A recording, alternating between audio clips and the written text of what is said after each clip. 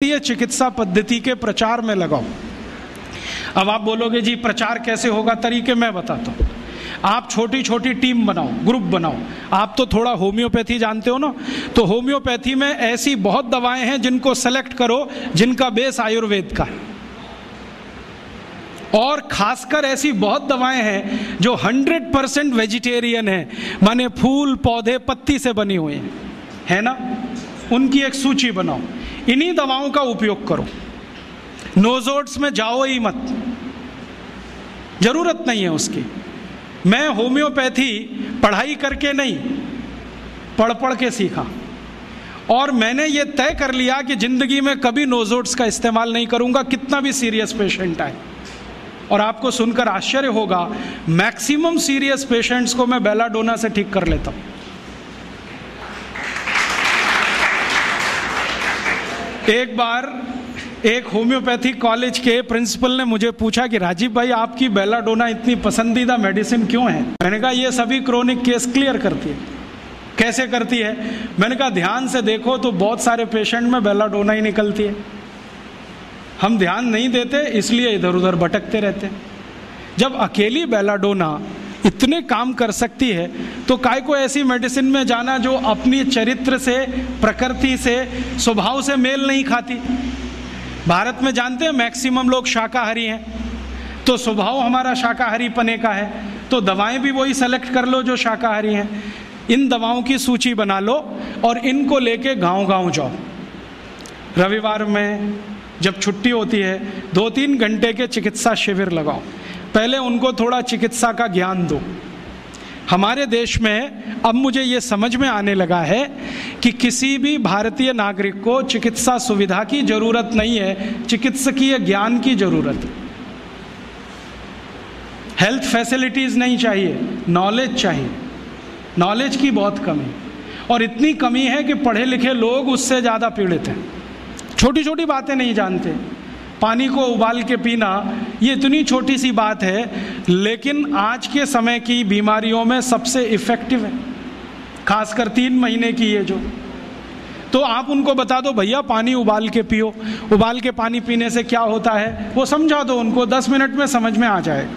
फिर उनसे कहो कि खाना खाते हो तो कुछ ये खाओ ये मत खाओ, क्योंकि दिनचर्या ऋतुचर्या जो आयुर्वेद की है ना वो जरूर सीख लो। दिनचर्या और ऋतुचर्या जरूर सीखो, आयुर्वेद की बहुत आवश्यक है।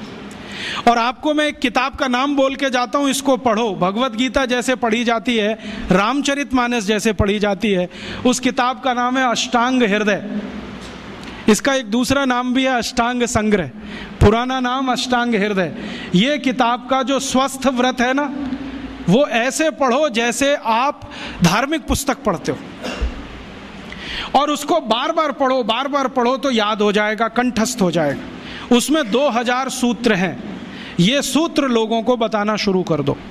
छोटे छोटे सूत्र हैं, जैसे खाना खाने के बाद पानी मत पियो, स्वस्थ रहना है जिंदगी भर तो खाने के 1 घंटे के बाद पानी पियो।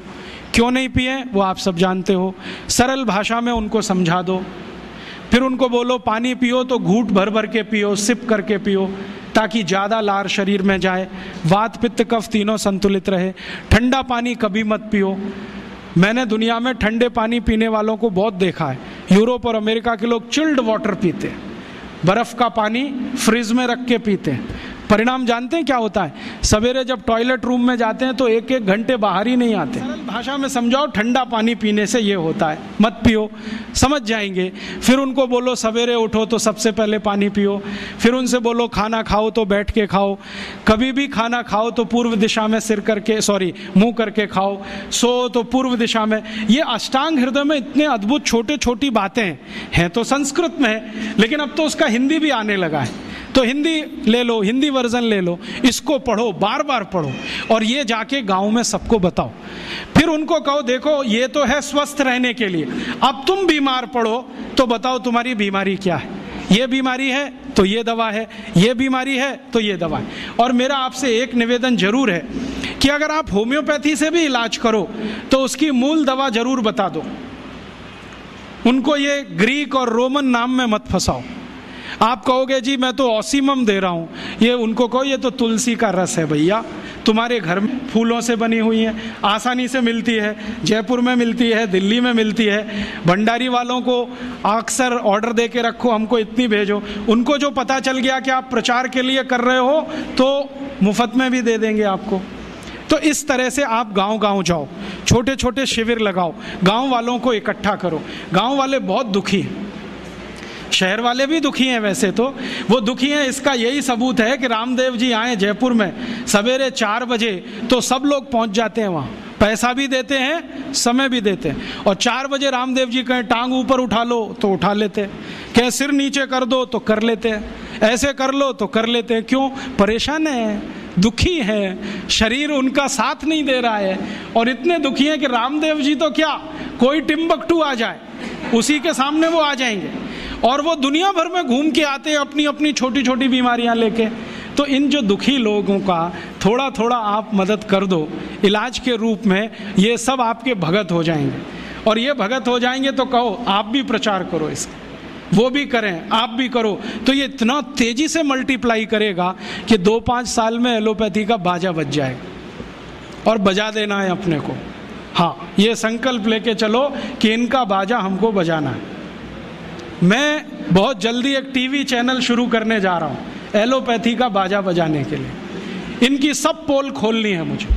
हाँ, इनकी इतनी पोल हैं मेरे पास, कम से कम 1,500 से ज़्यादा डॉक्यूमेंट्स हैं जो एलोपैथी के गंदेपन को सिद्ध करने वाले, इनकी निकृष्टता को सिद्ध करने वाले, ये कितने अनसाइंटिफिक हैं वो बताने वाले हैं, कितने डॉगमेटिक हैं वो बताने वाले हैं।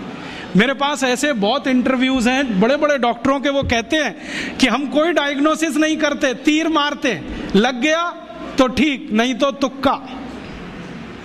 और वो कहते हैं हम तो एक ही सिद्धांत पे काम करते हैं, ट्रायल एंड एरर, देते जाओ गलतियां करते जाओ, देते जाओ गलती, भले मर जाए पेशेंट उसमें। हमारे पास तो कम से कम ये नहीं है ट्रायल एंड एरर वाला। हम तो जानते हैं कि तुलसी है तो उसके ये गुण हैं तो ये रिजल्ट आना ही चाहिए, मेथी है तो उसके ये गुण हैं तो ये रिजल्ट आना ही चाहिए। हमको सब मालूम है, फिक्स है, यहाँ वेरिएशन नहीं है। मेथी के जो रिजल्ट चरक ऋषि को मिले वो आज भी मिलते हैं, इसमें इतना सातत्य है, वेरिएशन कहीं भी नहीं है। तो जो विज्ञान में सातत्य होता है, सत्य ज्ञान वही होता है। तो हमारे पास जो सत्य ज्ञान है इसको लेकर आगे बढ़ें और इसके अपने जीवन में भी और दूसरों के जीवन में प्रयोग करने के लिए